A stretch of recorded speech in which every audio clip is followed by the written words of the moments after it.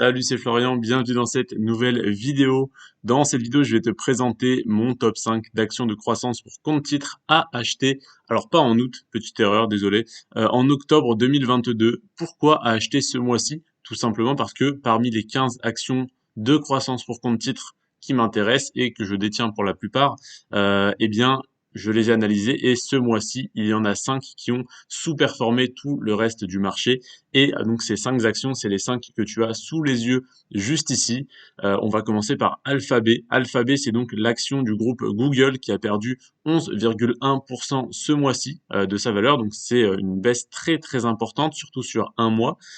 Et sur le long terme, c'est une de celles qui est la moins performante, mais en même temps, c'est l'action Google, donc elle apporte une certaine sécurité, malgré que ce soit une entreprise technologique. Donc elle a seulement, entre guillemets bien sûr, plus 420% sur les 10 dernières années, ce qui est une performance assez intéressante, pas énorme par rapport à ce que tu peux voir sur l'écran par rapport aux autres entreprises. Je te rappelle que la colonne de droite, c'est la croissance sur les 10 dernières années, la croissance du cours des actions sur les 10 dernières années.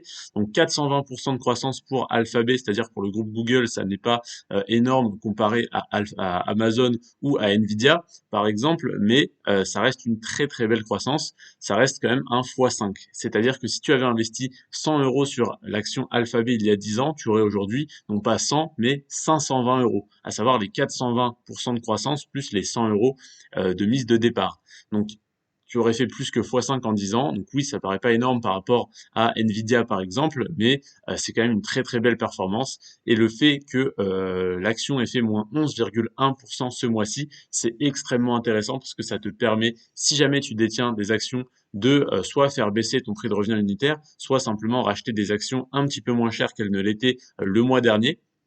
Donc, sur le long terme, ça ne peut être qu'une bonne chose. Voilà donc pour l'action Alphabet.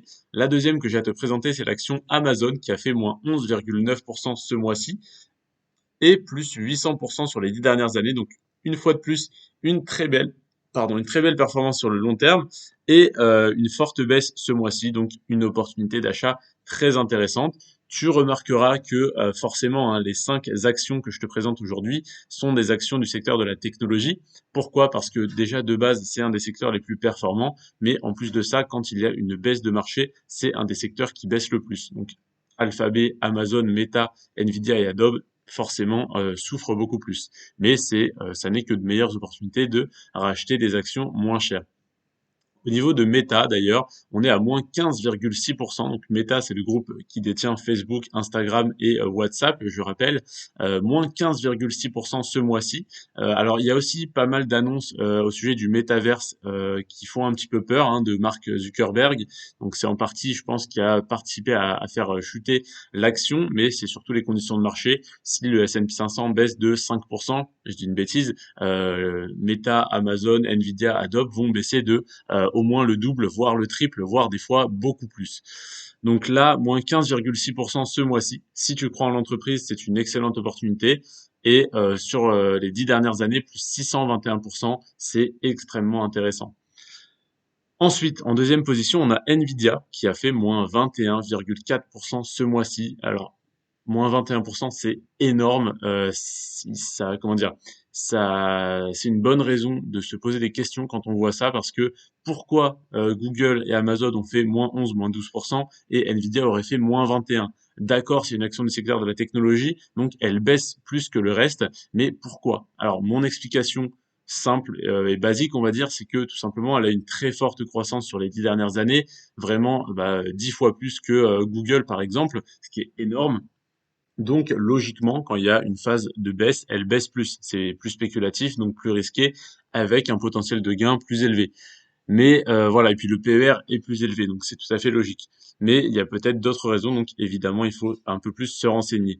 Par contre, là où c'est un petit peu plus inquiétant, c'est sur Adobe, où on a moins 26,1% sur un mois, alors qu'on n'a pas une croissance démesurée comme on peut l'avoir sur Nvidia. Donc 755% de croissance sur 10 ans, évidemment, une fois de plus, c'est énorme, mais par rapport à Nvidia, ça reste tout à fait raisonnable. Donc sur Adobe, en plus, elle a baissé encore plus qu'Nvidia, donc il y a peut-être d'autres raisons plus intrinsèques à l'entreprise qui ont fait chuter le cours de l'action. Donc évidemment, si jamais tu souhaites investir sur cette action, renforcer ta position ce mois-ci grâce à cause, comme tu préfères, de cette baisse, eh bien en tout cas, je t'invite à te renseigner un peu plus en profondeur sur l'action Adobe. Autant pour Nvidia, je comprends un peu plus, étant donné le cours de l'action qui a énormément augmenté et le PER qui est très haut.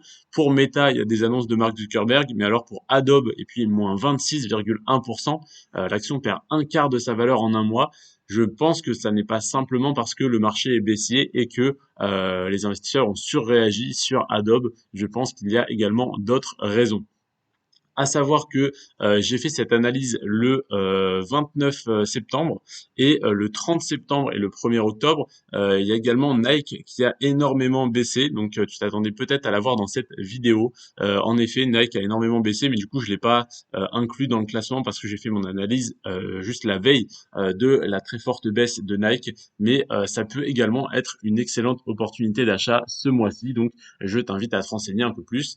Évidemment, je le répète une fois de plus, hein, je ne suis pas conseiller financier, donc n'investis pas sur ces actions simplement parce que tu les as vues dans cette vidéo. Renseigne-toi beaucoup plus dessus avant de mettre le moindre euro dessus. Je te remercie en tout cas d'être resté jusqu'à la fin de cette vidéo. C'était Florian. Sur ce, prends soin de toi et de tes finances. Ciao.